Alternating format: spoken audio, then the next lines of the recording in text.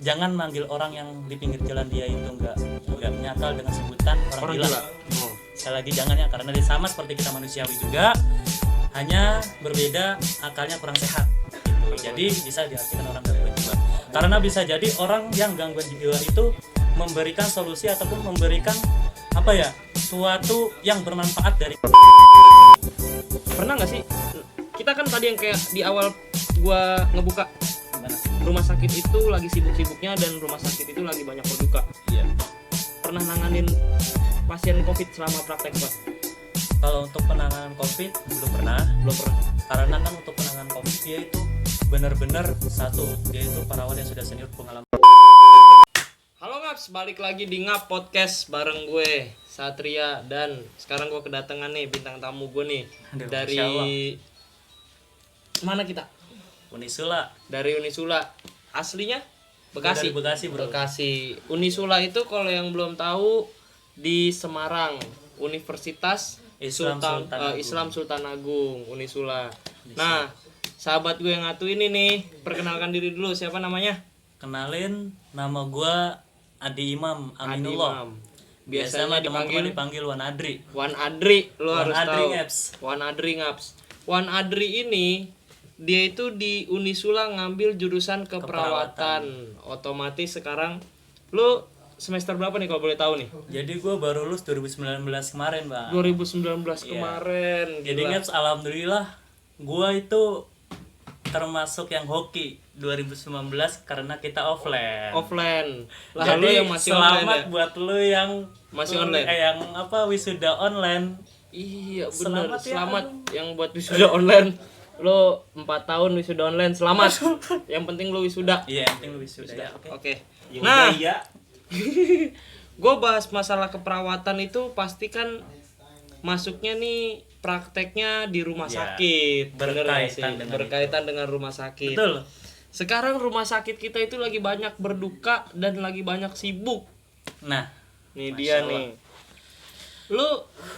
Gue kalau ngomong rumah sakit, iya. lu udah praktek di situ kan pasti kan? Lu ngambil Udah. pasti Jadi ada jurusan setelah lulus itu kan profesi. ada profesi Nah, yang ngambil jadi profesi. kalau yang namanya perawat, dokter, psikologi, farmasi, bidan, pokoknya semua jurusan yang terkait dengan kesehatan, itu setelah dia sarjana ada yang namanya penjurusan profesi. Nah, berarti dia setelah wisuda itu harus ngambil profesi.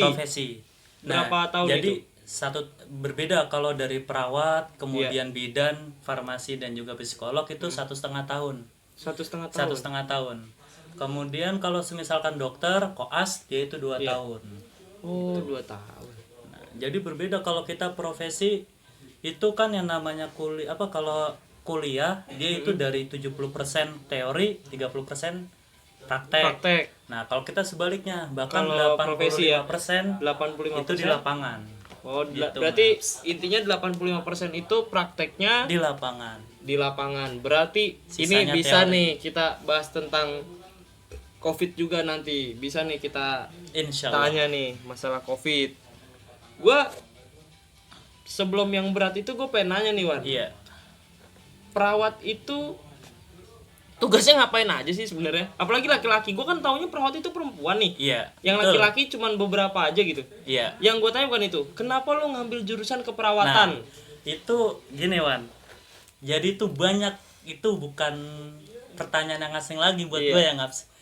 Jadi emang dari awal yang basicnya gue selama 7 tahun itu di pondok. Iya. Oh, berarti lo anak pondok juga? Alhamdulillah. Gila, anak pondok yang ngambil keperawatan. Saya anak pondok. Iya. Kemudian pindah ke jalur yang namanya harusnya jalurnya anak pondok itu basicnya ke agama, betul. dan lanjut dari S1 bahkan selanjutnya gitu, yang studi selanjutnya.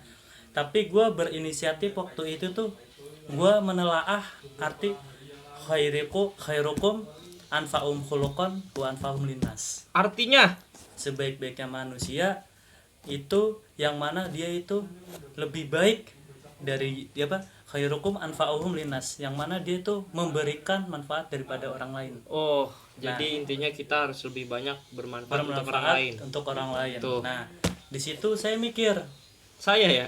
Jadi saya gitu ya. jadi terlalu formal banget Iya, gitu. formal banget. Orang Bekasi. Gue Gue jadi deg-degan kalau formal Jadi kayak gitu gini, nih. gue terlalu formal sama orang Jawa kan, gue kalau ngomong gua lu kan sama orang Iya, tua, betul, apalagi fakultas gua isinya dari 113 orang itu Iya. cuman 14 orang cowok. 14 orang cok 14 dari orang. 100, 113. berarti 99 itu perempuan semua. Itu dia, Berarti makanya kan temen lu cewek-cewek cantik semua dong. nah, makanya gue kalau ngomong kadang cute aku kamu. Asik. Tapi cewek lo nggak banyak kan? Nggak semuanya lomba ya. Janganlah nanti ada tersinggung. Oh iya. Jadi Wan Adri ini tipikal orang yang setia kayak gua. Insyaallah. Setia Ben. Setia Ben. Gua kangen Udah Ben lanjut gua. aja jadi Oh iya. Ini dia. Kenapa kok lu ngambil keperawatan? Tadi selain tadi gue memiliki Iya. ideologi gue gimana caranya gue setelah keluar dari pondok itu bermanfaat bagi orang lain. Nah gue mikir gue secara pribadi di pondok udah punya bekal yang namanya agama gitu. Iya kan. betul. Nah jadi insya Allah untuk mempelajari untuk step by stepnya lebih lanjut itu insya Allah saya udah punya dasar. Dan gue bisa memperkembangkan diri, tergantung bagaimana kita untuk nanti mempelajarinya dengan bimbingan siapa ke depannya gitu. Betul. Nah gue mikir dari situ gue inisiatif, sepertinya gue harus cari ilmu baru yang mana di dalam duniawinya itu sangat bermanfaat, yang lagi bener-bener itunya gitu ngangkatnya. Nah makanya gue mikir kayaknya di kesehatan ini gue harus enak nih, kayaknya ini merupakan suatu hal yang harus dicoba gitu. Betul. Gue mikir di situ, makanya gue sedikit cerita juga, awalnya gue pengennya masuk kedokteran. Oh tadinya masuknya Pengen masuk kedokteran. Nah, terus kenapa tuh nggak jadi? waktu itu gue udah ikut ujian di Unisula, ikut tes kedokteran. Nah ketika itu akan ada yang namanya ujian lisan, kemudian sama ujian komputer. Nah ketika diwawancarai kemudian juga ujian tes secara komputer itu setelah hasil keluar kan di situ kan harus ada milih 3 fakultas. Iya. Gua milihnya fakultas kedokteran, kemudian fakultas psikologi, dan satu lagi fakultas keperawatan. Pokoknya semuanya basicnya kesehatan. Nah di situ di antara 3 itu gue dapetnya perawat. Nah gue sedikit yang namanya gue kan orangnya tipe kala nggak bisa diem. Gue harus cari tahu kenapa kok gue bisa masuk perawat. Soalnya gue udah pede banget, ujiannya kayak gini aja, gue bisa ini gitu. Iya. Nah gue tanya lagi ke bagian BAK-nya, bagian biro akademiknya. Kemudian diteliti lagi. Nah dari beliau bilang ini ujian udah lulus. Nah tes wawancara juga udah lulus. Tapi mas, untuk fakultas kedokteran dan psikolog lebih diutamakan prioritasin dari ijazah IPA. Di situ saya menyesal. Berarti untuk kedokteran dan psikologi itu diutamain ijazahnya IPA. Padahal lu udah lulus itu, tes udah lulus. Udah. Soalnya kan dari Unisula sendiri itu merupakan dari fakultas kedokteran psikolog itu fakultas unggulan. Iya. Berarti Unisula itu fakultas kedokterannya itu unggulan nih ya. Fakultas kedokteran Unisula itu unggulan. Enggak, soalnya ini emponya temen gue, empo itu kakaknya temen gue itu ada. Juga di Undip tapi kedokteran di Undip. Cantik sih. Tapi udah punya orang lain dan gue juga udah punya orang. Ini cuman canda aja, gue nyindirin kameramen belakang emponya itu. Jadi ya. Halo, Atoy. Oke, jadi di mana tadi? Emponya temen gue itu pengen dideketin. Iya. Sama salah satu personil ngap. Iya, cuman Oh. kalah pamor. Oke. Kalah pamor, nggak bisa. Udah, nih balik lagi dah ke perawatan. Ini jangan salah paham yang ini salah ini, gue cuman bercanda dong itu. Iya. Nah, kan akhirnya lu ke perawatan nih karena di kedokteran nggak bisa, bukan nggak bisa ya, cuman karena diprioritaskan tadi untuk si ijazah IPA ini sendiri. Nah, selama di keperawatan itu tuh lu praktek apa aja nih? Kan lu udah ngambil profesi, lebih banyak prakteknya kan? Lebih banyak prakteknya. Nah, lu praktek apa aja nih untuk keperawatan itu sendiri? Nah, gue selama di rumah sakit udah masuk ke di sana ada yang namanya ruangan bangsal bedah. Bangsal bedah. Nah, di sana juga ada ruangan maternitas itu untuk wanita yang baru melahirkan anak. Itu ruangan maternitas. Itu untuk apa? Wanita yang baru melahirkan. Baru melahirkan. Kemudian gue juga pernah praktek di rumah sakit jiwa. Rumah sakit jiwa. Kalau di Semarang itu di Pedurungan ya. Di Pedurungan. Rumah sakit jiwanya apa itu namanya? Itu namanya Gatot Subroto. Bukan, Gatot Subroto di Jakarta rumah sakit. Iya, RSCM. Lupa gue nama rumah sakit. Ada di Pedurungan. RSCM ini. Ada di Pedurungan. gue itu RSCM Dokter Cipta Mangunkusumo. Jakarta mulu, yang Semarang apa? Iya. Pokoknya namanya Jawa-Jawa gitu. Iya, pokoknya rumah sakit jiwa di sini tuh yang besar itu di ini ya, yang di Pedurungan itu. Pedurungan. Kalau orang Semarang tahu tuh Pedurungan di mana. Nah, kalau yang belum tahu, orang di luar Semarang boleh buka Google Map. Buka Google Map. Nah, gue juga pernah praktek di ruang cuci darah, namanya hemodialisa. Ruang hemodialisa. Hemodialisa itu adalah ruang cuci darah, Ngaps. Tempat cuci darah. Nanti kalau misalkan lo ke rumah sakit, mungkin ada kerabat atau saudara yang sakit lagi cuci darah, kalau nggak tahu nama ruangannya, ruang hemodialisa. Nah, saya pengen ke ruang hemodialisa nih. Nah, biar nggak katro-katro amat. Iya, itu ruangan, itu bahasa kedokterannya itu. Nah, iya, biar keren. Bahasa kerennya. Pokoknya gitulah. Yeah. Pokoknya bahasa kedokterannya itu ya. Nah, ruang hemodialisa. Hemodialisa. Nah, dari semua ruangan-ruangan itu gue pengen tertarik nih. Iya. Yang paling tertarik itu di rumah sakit jiwa. Rumah sakit jiwa. Nah, gila. itu juga termasuk salah satu gue praktek yang cukup lama. Prakteknya cukup lama. 4 minggu ya. 4 minggu lama sih. 1 bulan. Bulan, Bro. Kirain gue tuh 1 tahun gitu prakteknya, ternyata 4 bulan. Satu bulan itu 4 minggu ya. 4 minggu 28 itu hari. Gila, selama 4 minggu lo di rumah sakit jiwa itu ngerawat apa? Ngerawat gimana, cara ngerawat orang yang lagi gimana ya ngomong gangguan jiwa itu? Oh ya, di sini juga saya lagi. Saya pengen banget nih denger Wanadi. Iya nih.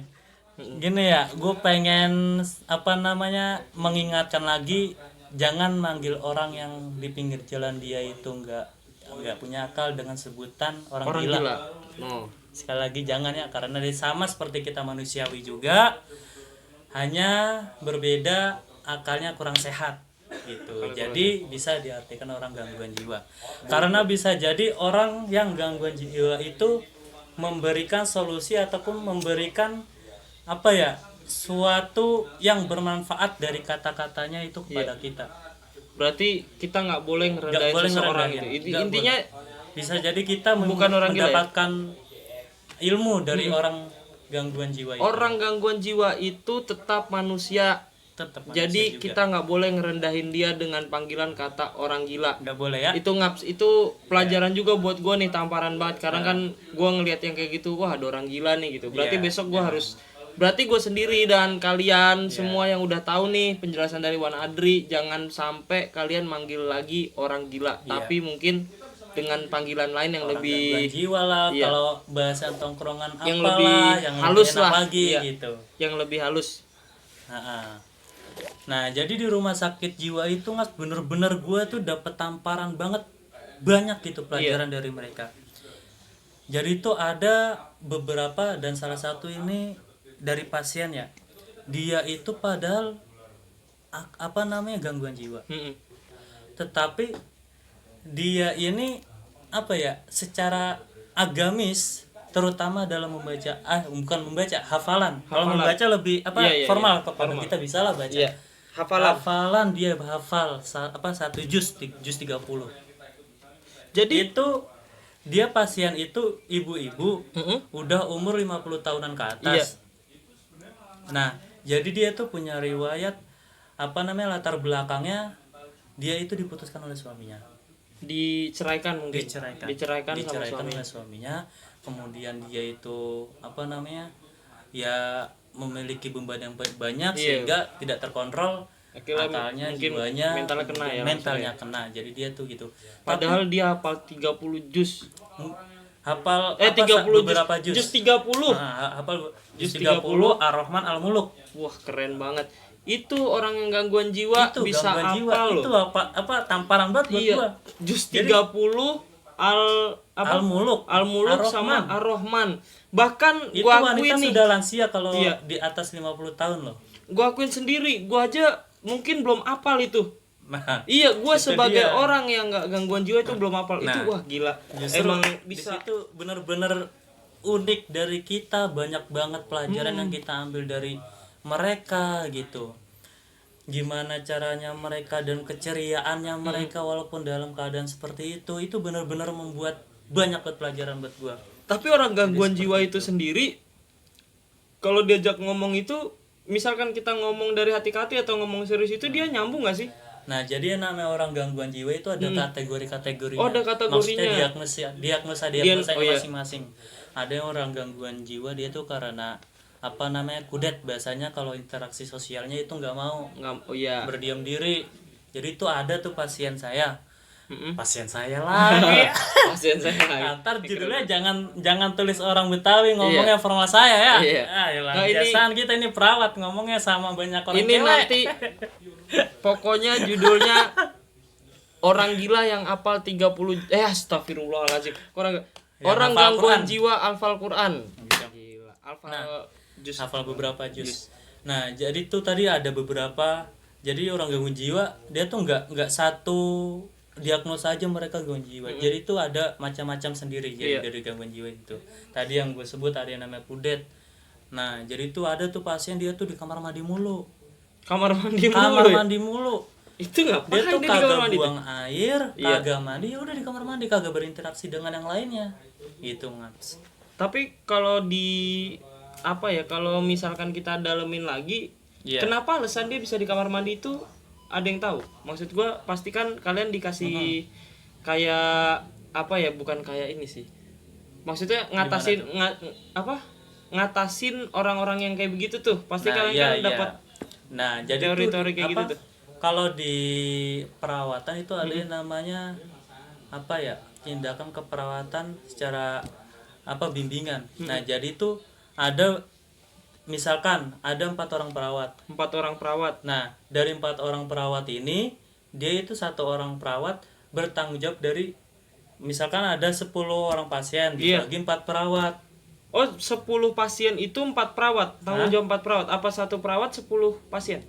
Misalkan ada pasien 10. 10. Perawatnya 4, berarti dibagi berapa tuh? Ada yang 2, ada yang 1. Oh iya betul Gitu. betul. Nah, biasanya Ada seperti yang itu. satu. Jadi agar agar kondusif, agar memiliki kemajuan yang lebih gitu. Jadi dalam satu pasien bisa dipantau dengan perawatnya itu Perawat aja. itu, iya. Selain dia memiliki hubungan yang erat dengan perawat itu aja, soalnya kan yang namanya gangguan jiwa dia itu kurang bisa bahasanya tuh untuk ini orang yang gua kenal. Oh iya. Kemudian dia berganti orang lagi, gua nggak serk sama dia ini. Oh iya Nah, betul seperti betul. itu. Semacam cinta itu Nah, ya gitu ya. semacam ada daya tarik Iya, sendiri iya, ketika betul, dia betul. berinteraksi dengan yang dia suka. Hmm. Nah, jadi seperti itu. Nah, pas di rumah sakit jiwa itu yang lu Iya. tanganin itu yang gangguannya kayak gimana nih? Oh, kalau gua banyak. Yang hafal Al-Qur'an itu kah? Itu salah satu pasien yang alhamdulillah dia itu termasuk gimana? Gue juga bingung. Jadi itu gua ada perawat yang jaga. Kemudian ada yang dari praktikan dari kami gitu. Iya. Nah, dari beberapa banyaknya itu yang mau diajak ngobrol tuh gua, Wan. Yang mau dia Yang mau ibarat diajak kata, interaksi itu cuman lu doang. yang tadi gue bilang dia menceritakan masa Oh lalunya. iya. Itu kan tadi kan gue sempat sebutin Iya. masalah. Itu alhamdulillah gua. Berarti diantara beberapa perawat yang praktek di situ yang seangkatan nama lu mungkin ya apa gimana? Iya, sangkatan Yang nama seangkatan gua. nama lu. Bahkan Perawat dari perawatnya yang senior di sendiri sana ya. senior Itu sendiri. dia baru mau ngomong sama lu tuh. Iya. Ngebuka Ngebuka masa lalunya, masalahnya dia, privatifnya dia bahasanya. Bahkan kalau kayak begitu mungkin dia bisa dibilang normal lah jadinya kan. Enggak juga. seperti gue bilang, setiap pasien dia tuh memiliki daya tarik sendiri kepada orang yang lawan bicaranya. Iya. Ketika dia ini serak nih sama gua, ya udah gua keluarin keluhan gua sama ketika Berarti lu mau curhat sama orang lain kan gitu. Ketika lu lagi interaksi sama orang itu, Iya. berarti kan dia bukan seolah-olah dia serasa kayak Nah. orang normal kan Nah akhirnya iya, kan. jadi serasa seperti orang Iya, normal. itu maksud gua. Nah, Jadi dia serasa betul. kayak orang normal. Jadi ketika dia diajak sama ngobrol orang lain yang tetap ngelantur lagi. Ngelantur lagi. Oh, Nah, karena pada awalnya dia gua lihat kok sering baca ayat-ayat pendek Iya. gitu. si Nah, si ibu pasien ini ya, si ibu ini. pasien ini. Nah, kemudian gua dekatkan dia, kemudian gua interaksi sosial sama dia. Kita saling sambung menyambung ayat. Nah, disitulah gue mencari celah untuk mendekatkan dia. Awal kenapa sih bisa begini gitu. Kemudian ya berdiskusi lah sama berbincang sama Iya. ibu ini gitu. Gila. Sampai pada gua mau pulang jalan 4 minggu itu. Itu si pasien ini kan yang namanya di rumah sakit tuh ada yang namanya tindakannya itu gue lupa. Jadi itu untuk Refresh otak apa gimana? Iya, bukan merefresh otak. Jadi tuh agar daya ingatan otak pokoknya tuh yang namanya ingatan kita, kemudian kesehatan kita kan Iya. semuanya kan Iya. pusatnya di otak. Iya. Nah, jadi itu ada yang namanya suatu tindakan keperawatan jiwa. Jadi tuh dia itu untuk menyetrum stimulus otaknya agar stimulus otaknya itu bekerja kembali normal. Jadi seiring berjalannya hari itu dia itu ada peningkatan. Nah, sampai akhirnya Iya lanjut. Nah, sampai pada akhirnya dari awal gua interaksi sama dia masih dalam posisi bahasa gangguan jiwa. Sampai gua mau pulang alhamdulillah dia udah agak sehatan. Nah, udah sehat. Tapi gua pulang duluan, beliau ini pulang dari 4 hari setelah itu. Nah, ketika gua mau pulang, beliau minta, "Masih mau kemana? Jangan Itu pulang." sampai kayak gitu ya. Iya. Tapi ke yang lain nggak kayak gitu dia. Nggak apa, cuman maksudnya ibu ini cuman ke lu doang kayak begitunya apa gimana nih? Setahu gua Cuman ke lu doang. gua Itu pribadi. termasuk kesan Itu baik termasuk banget ya. benar-benar itu banget sama gue, benar-benar pelajaran banget, termotivasi banget, Keren buat banget. gue gitu. Gua baru sadar ternyata ya satu itulah poinnya, gue nggak boleh, walaupun tadi kata Wanadri Iya. bukan orang gila, kita nggak boleh nyebut jiwa. lagi orang gangguan jiwa itu, kita nggak boleh sembarang manggil Nggak ketika boleh di jalan, memandang sebelah mata, tuh orang gangguan merendahkan jiwa, gitu, merendahkan gitu. Jadi itu kan yang di rumah sakit jiwa nih. Iya. Kalau yang di rumah sakit kalau yang di rumah sakit normal, yang di rumah sakit lo praktek di mana nih sekarang?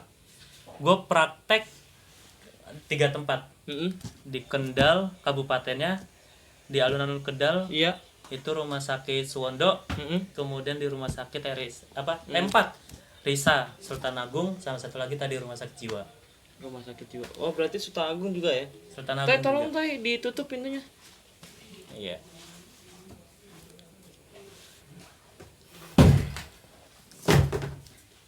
Yang bener tutup dulu.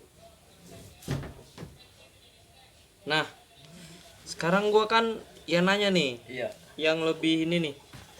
Pernah nggak sih, kita kan tadi yang kayak di awal gua ngebuka, Gimana? rumah sakit itu lagi sibuk-sibuknya dan rumah sakit itu lagi banyak berduka. Iya. Pernah nanganin pasien COVID selama praktek, Wan? Kalau untuk penanganan COVID belum pernah, Belum pernah. karena kan untuk penanganan COVID dia itu benar-benar dia itu perawat yang sudah senior pengalaman. Harus yang senior dan Harus pengalaman ya. senior, pengalaman. Berarti kalau yang masih praktek ini nggak bisa Belum bisa. dilepas ya, belum bisa dilepas Benar, untuk hal harus kayak gitu. itu namanya bimbingan. Tapi kalau melihat secara langsung pernah. Maksud Kalau- gua Gimana tuh? kayak perawat senior itu lagi nanganin kasus COVID itu sendiri, pasien belum. Belum pernah. Belum Karena pernah. kita benar-benar dijaga gitu. Mm-mm. Agar kita itu nggak gampang terkontrak dengan Terkontaminasi. baik itu pasien Iya. ataupun perawat yang sedang Oh. berjaga di ruang COVID. Jadi seperti itu. Berarti untuk perawat-perawat baru masih aman. Masih aman, insya Masih aman ya. Heeh. Intinya tetap itu demi kemanusiaan, untuk Indonesia tetap baik-baik aja. Gua gimana nih sebagai perawat sendiri, lo yang bakal jadi perawat. Ini Ya. hitungannya udah jadi perawat lah ya? Belum. Kalau Setelah profesi baru jadi perawat. setelah profesi Baru perawat, bisa dibilang baru perawat ya? Magang, Magang, ya perawat magang. perawat magang gitu. Emang- Ya kami dari perawat khususnya dari tenaga medis khususnya dari perawat Mm-mm. ya memang sekarang lagi kalau bahasa kasarnya tadi dibilang susah-susahnya, justru kita bilang lagi ladang pahalanya buat kita. Ladang pahalanya, bener juga. Cuman emang itu ya, kita lagi berduka banget Lagi gitu kan. berduka. Lagi berduka banget untuk hal ini karena Covid. Ya gitu, kalau orang bilang di pasar itu untuk Covid, rentan Covid itu lebih tinggi, kemudian yang di tempat bandara, kemudian di tempat keramaian apapun, iya. justru yang di tempat rumah sakit itu yang merupakan lebih besar rentan terkena Covid gitu. Ternyata lebih rentan di rumah sakit itu sendiri Di rumah tertular sakit Covid karena ya. yang ibarat kata udah pasti jelas-jelas gitu. Iya betul, disitulah ininya ya, Disitulah penanganan, disitulah perawatan. gitu. Makanya saya sedikit bahasa kasar sakit hati ketika banyak dari para media, banyak dari berita yang mereka tuh ketika ada penanganan Covid. penguburan COVID, Penguburan Covid, kemudian menjelek-jelekan tenaga medis, Iya. kemudian juga ada yang menganggap bahwasanya tenaga medis itu mengklaim orang yang tidak COVID kemudian menjadi COVID gitu. Iya. Nah, jadi itu sedikit gimana gitu. Iya. Karena kami dari tenaga medis sendiri itu berada di garda terdepan gitu. Garda terdepan. Garda terdepan untuk melawan, untuk membina dan juga untuk menghadapi situasi yang lagi ininya ini, gitu loh. Yang lagi parah-parahnya mungkin lagi pandemi ini. Lagi Wah, krusial banget dan nih. Sedih Itu mulu udah dah. kita Itu mudah-mudahan emang udah tugas kita, harapan untuk ini nih Indonesia sendiri tentang Covid. Kalau saya pribadi harapannya tetap kita berpikiran positif. Karena berpikiran positif itu meningkatkan imunitas kita. Iya. Kalau kita dengar ataupun kita baca kita dengar kemudian kita baca bahwasanya Covid itu bisa terkena di keramaian, bahwasanya Covid itu terkena di bandara, bisa terkena di ini itu. Pada hakikatnya semua itu kembali pada diri kita. Kita berpikiran positif, pikiran kita terkontrol, Iya. imunitas kita itu bertambah. Imunitas kita. Sejatinya virus itu menyerang antibodi kita. Antibodi kita. Virus itu menyerang antibodi, ketika antibodi lemah, virus itu menang. Dan tubuh ini dikuasai oleh virus sehingga menyebabkan komplikasi-komplikasi virus itu sendiri. Iya. Mulainya batuk, kemudian dari demam, kemudian sakit di paru-paru. Itu karena tadi imunitas kita itu ya. rendah. Itu juga tergantung mindset kita sendiri. juga ya. Nah, seperti itu. Pokoknya kalian harus tetap jaga kesehatan Iya. kalian dan rajin-rajin olahraga. Iya. Jangan lupa juga protokol kesehatan ketika keluar, pakai Iya. masker, cuci Betul. tangan dan lain-lain. Jaga jarak. Jaga jarak yang pasti. Nah, Don't itu keren banget. Nih gua sebelum ke pembahasan yang lain, gua Iya. pengen banget nih Gimana tuh? ngaps. Ini dulu apa Apa tuh? biasalah di komen Sponsor. dulu di Oh ini dulu. iya. Kita harus ngaps ini nih. Ini udah ilmu banget yang gue Aduh, dapet. jangan Gue lupa sendiri ngaps di rumah itu pasti udah dapat banget nih. Ya, Masya Allah. Gila. Semoga bermanfaat. Jangan lupa nih di like ya. Jangan lupa di like, di komen, Share. and subscribe kita Subscribe. pokoknya. Oke. Coming soon yang kedua gue bakal bahas sesuatu